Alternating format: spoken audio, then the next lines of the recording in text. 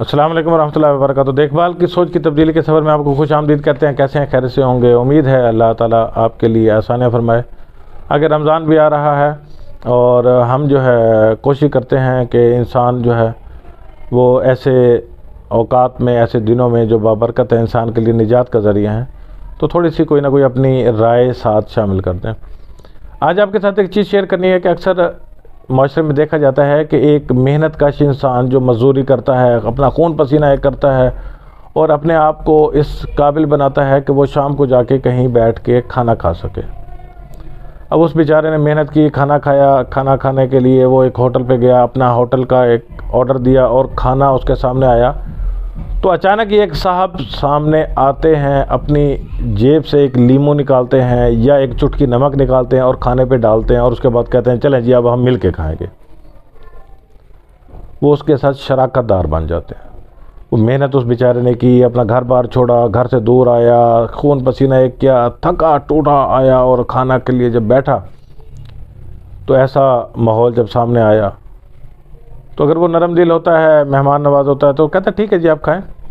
مگر اس شخص کے بارے میں آپ کے کیا تاثرات ہوں گے کہ جو ایک ہٹ دھرمی کرتا ہوا کہ چٹکی نمک کی ڈالتا ہے، جی میں نے اس میں نمک مکس کیا ہے اب ہم مل کے کھاتے ہیں، یا میں نے اس پہ لیمو نچوڑ دیا اب ہم مل کے کھاتے ہیں۔ تو یہ شراکت داری کس دائرہ کار میں آپ لوگ فٹ کرتے ہیں، کس خانے میں فٹ کرتے ہیں؟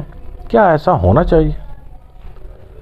جو انسان اپنا سب کچھ لگا کے، اپنا دھن من لگا کے، سب کچھ لگا کے اپنے لیے کوئی چیز حاصل کرتا ہے، آپ کو چاہیے تو اس سے مانگ لیں یا اس سے ریکویسٹ کریں کہ آپ کے پاس اگر وہ چیز نہیں ہے تو وہ آپ کو اس میں اگر حصہ دینا چاہتا ہے تو وہ دے دے۔ مگر اس طرح کی حرکت کرنے سے آپ کیا ظاہر کرتے ہیں؟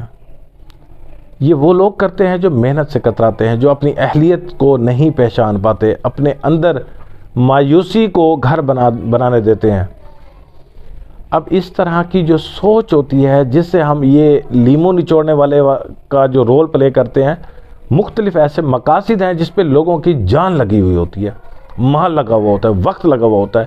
وہ کسی کا بزنس ہو، کوئی مسجد ہو، کوئی مدرسہ ہو، کوئی ادارہ ہو یا کسی کا گھر ہو، ہم وہ ڈیٹ انسان کی طرح آ کے ایک چٹکی نمک اس میں مکس کرتے ہیں اور ہم اس کے مالک بن بیٹھتے ہیں۔ کیا ایسا اصول ہونا چاہیے؟ یقیناً آپ اس چیز کے اوپر اگر غور کریں گے تو یہ ایک ڈھونگ لگتا ہے، ایک ظلم لگتا ہے کہ یہ نہیں ہونا چاہیے۔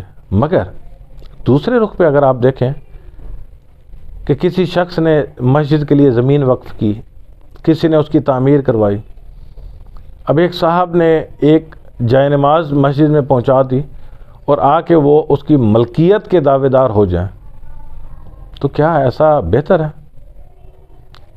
یہ ظرف کی سب سے نچلی سطح سے بھی نیچے کا معاملہ ہو جاتا ہے کہ مقصد جب رضائے الہی کا ہو اور اس پہ کوئی ملکیت تھوپ دی جائے تو وہاں پہ آ کے آپ کی وہ چھوٹی یا بڑی چیز قابل قبول نہیں ہو سکے گی۔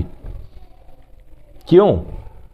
یا آپ اپنی ایفرٹس کو اس قابل بنائیں، اتنی سنسیئرٹی شو کرائیں کہ آپ اس مسجد میں برابر کے شریک ہیں یا اس کی تعمیرات میں ہیں، اور وہ بھی اجر آپ کو اللہ سے چاہیے۔ تو پھر دنیا والوں کے اوپر آپ کیا جو ہے وہ تھوپنا چاہتے ہیں، کیا رکھنا چاہتے ہیں؟ کیا وہ آپ کی تصویر لگائیں؟ ایسا نہیں ہوتا۔ اس چیز کی گہرائی میں اگر جا کے سوچیں کہ جب رضائے الہی مقصود ہو، الفاظ کی ضرورت نہیں ہوتی، عملی طور پہ انسان کو پتہ لگتا ہے کہ دنیاوی اپریسیشن تھی یا رضائے الہی تھی۔ ٹھیک ہے، شکر گزاری اچھی چیز ہے کہ کسی نے اگر کوئی کنٹریبیوٹ کیا ہے مسجد بنانے کے لیے، صفحے لے دی ہیں، جا نماز لے کے دی ہے، یا کوئی بھی ایسا معاملہ کیا ہے تو آپ اس کو اپریشیٹ کریں۔ مگر یہ معاملہ غلط ہے کہ جب اگر آپ نے ایک موٹر لگوا دی مسجد میں تو جب آپ چاہیں تب لوگ وضو کریں، جب آپ چاہیں لوگ وضو ہی نہ کریں۔ ایسی موٹر واپس لے جائیے، کیونکہ اللہ رب العزت اپنے کام چلانے کے لیے آپ کے پیسوں کا محتاج نہیں ہے۔ وہ اللہ الصمد ہے، وہ بے نیاز ہے، اس کو پرواہ ہی کوئی نہیں۔ وہ کسی بھی انسان سے یا جانور سے وہ کام لے سکتا ہے۔ اگر اللہ نے آپ کو توفیق دی ہے اور موقع دیا ہے، اگر آپ کرنا چاہیں تو راستہ بھی بتایا، مگر شیطانی طور پہ آپ اس چیز کے اوپر اس طریقے سے ریئیکٹ کرتے ہیں کہ جو آپ کی اس چیز کو لے بیٹھا ہے وہ پچھتا رہا ہے کہ اسے لی کیوں ہے۔ تو بات صرف اتنی سی ہے کہ ہمیں چاہیے کہ معاشرے کو بہتر بنانے کے لیے اپنا اپنا برابر کا رول پلے کریں، نہ کہ اس میں جسٹ ایک لیمو نچوڑ دیں اور پورے کھانے کے مالک بن کے بیٹھ جائیں۔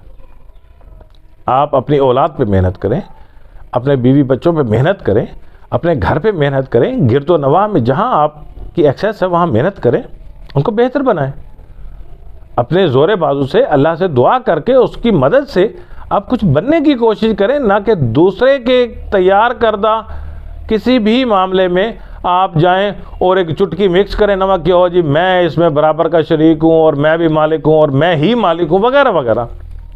حضور اللہ کی رضا کے معاملات میں ایسے الفاظ زیب نہیں دیتے۔ اپنی سوچ کو بہتر کیجئے۔ یہ بیرونی معاملات انسان کو کم نقصان پہنچاتے ہیں۔ انسان اپنے آپ کے ساتھ مخلص نہیں ہوتا کہ جب وہ اللہ کے ساتھ تجارت کرتا ہے تو اللہ اس کو دنیا میں بھی دیتا ہے، آخرت میں بھی دیتا ہے۔ آپ اپنی جیب میں لیمو رکھ کے پھرتے ہیں اور جہاں دیکھتے ہیں کہ ہاں جی یہ چیز معاملہ ہے اس میں نچوڑ دیا اور کہا جی باجی یہ تو میرا ہو گیا۔ ایسا ظلم مت کیجئے، اس سے آپ بالکل خستہ ہو جائیں گے۔ اگر اہلیت نہیں ہے تو آپ اس لیول کی آ کے انٹریکشن کریں جتنی آپ کی اہلیت ہے۔ اب آپ کو اگر ڈرائیونگ آتی نہ ہو، آپ جا کے گاڑی کا ایک سیلف سٹارٹ کر دیں، چابی لگا دیں، تو ڈرائیور سے بحث کرنا چاہیے یہ گاڑی میری ہے یا اس کو میں چلاؤں گا کیونکہ گاڑی کا سیلف میں نے لگایا ہے۔ گاڑی چلانی آپ کو آتی کوئی نہیں۔ اب جس نے گاڑی اتنی محفوظ رکھی ہوئی ہے، اچھے طریقے سے چلاتا ہے، اس کی کیئر کرتا ہے، وہ اس سے بری ذمہ ہو جائے۔ آپ نے جیسا کہ سیلف مارا اور کہا جی گاڑی میں چلاؤں گا، تو اس کو عقل نہیں کہتے، اس کو اخلاقیات نہیں کہتے، اس کو کچھ بھی نہیں کہتے، اس کو جسٹ ایک ہٹ دھرمی کہتے ہیں۔ اگر آپ یہ سمجھتے ہیں کہ آپ اگر سیلف نہ مارتے گاڑی پہ تو گاڑی نہ چلتی، یہ آپ کی بھول ہے۔ وہ جو پہلے سے چل رہی ہے تو وہ کیا آپ کے انتظار میں رکی ہوئی تھی؟ نہیں۔ اس لیے نیکی کے معاملات میں یہ سوچ نکال دیں آپ کے ذہن سے کہ اگر آپ کنٹریبیوٹ نہیں کریں گے یا آپ حصہ نہیں ڈالیں گے یا آپ مسجد میں کوئی تعمیراتی کام نہیں کریں گے تو یہ گھر ایسے رہ جائے گا۔ ایسا کچھ بھی نہیں ہے، سوچئے گا ضرور۔ میں تو ایک بلائنڈ پرسن ہوں، میں دیکھتا نہیں ہوں، آبزرو کرتا ہوں، تو اکثر ایسے رویے، ایسے معاملات مختلف جگہوں سے مجھے ایسی چیزیں شیئر ہوتی ہے کہ میں خود حیران ہوتا ہوں کہ یار یہ کس طرح کی ہماری کنٹریبیوشن ہے، اور پھر ہم کہتے ہیں کہ اللہ کی راہ پہ خرچ کیا اور اس کا ہمیں اجر بھی ملے۔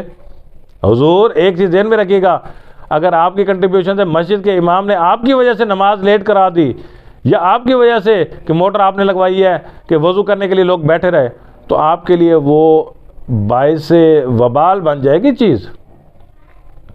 تو امید کروں گا کہ اس گہری سوچ کو سمجھیں گے اور لوگوں کو سمجھائیں گے، تاکہ جو بھی اللہ کی رضا کے لیے کرے تو خالصتاً کرے، اور ڈھونڈیے کہ مستحقین ہیں یا کون سی ایسی جگہ ہیں جہاں ضرورت ہوتی ہے۔ اپنا روب دبدبا اونچا کالر کر کے یا اونچی بازو چڑھا کے سینہ ٹھوک کے آپ جا کے لیں جی یہ میں نے آج صفیں بچھوا دی، کل جب میں آؤں گا تو پھر نماز اکٹھے پڑھیں گے۔ وہ اللہ کے بعد 2 صفحے لے جاؤ، نماز اپنے ٹائم پہ ہونی چاہیے۔ امید کروں گا کہ آپ اپنی اس طرح کی چیزوں کو بہتر کریں گے۔ اصلاح آپ میری کریں، میں آپ کی اصلاح تو نہیں کر سکتا، مشورہ یہ ایک رائے اپنی دے سکتا ہوں، بہتر لگے تو لوگوں کو اور آپ خود اپنے لیے اس کو ضرور محفوظ کیجئے گا۔